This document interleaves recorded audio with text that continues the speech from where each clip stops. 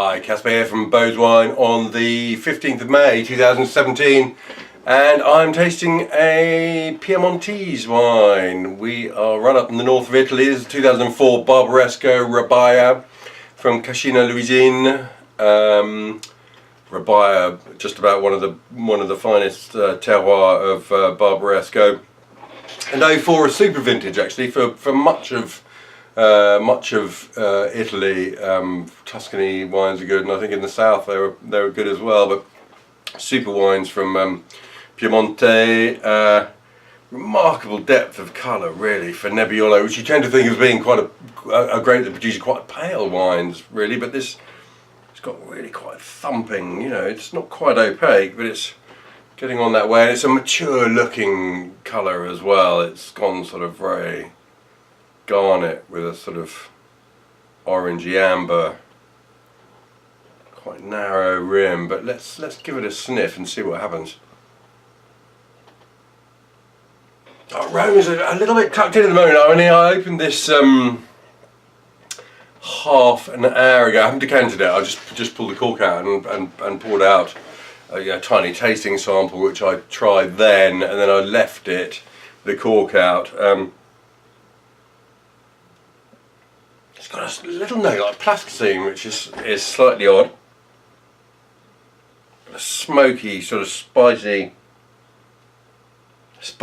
to it's like tariness as well. And then there's a little bounce of sweetness from some dark kind of fruit that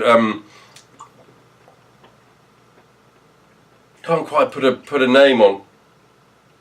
There's some definite mint in there as well, some real mintiness. And a sort of empty biscuit tin. In a good way, you know, not a stale old biscuit tin, but one that's just been emptied, possibly of ginger nuts. Really unusual nose, and I expect actually as it continues to breathe that nose will get even more interesting still.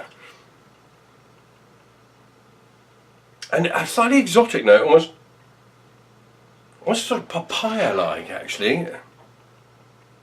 Come on, maybe a bit of licorice, but let's taste it anyway.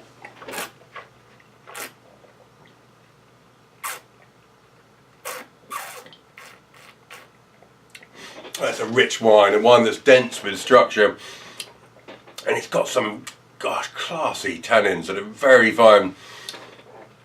Accompany the fruit, and then towards the back the tannins sort of become slightly more dominant and rise up into the sort of foreground, squeezing the tongue more determinedly all the while.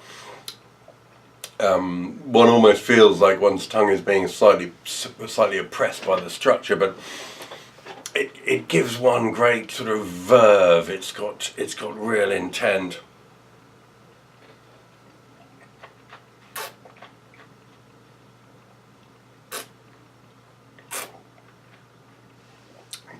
Nicely fresh wine, incisive, screaming out for food. I mean, no way would you want to sit around drinking this on its own.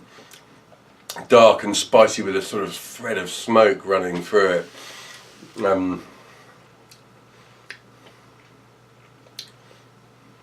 Just a nut quality to it. Almond, walnut, almond sort of nuttiness about it.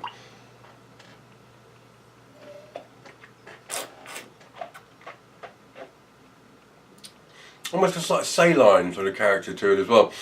This is the wine that I think has gone the distance. I'm going to let it develop more with air and just see where it goes. But I think if you have some of this still in your cellar, and this is the wine we offered way back in the mists of time, I think I would take delivery, rip a cork out, possibly decant it, keep an eye on it, see what it does, see where it goes.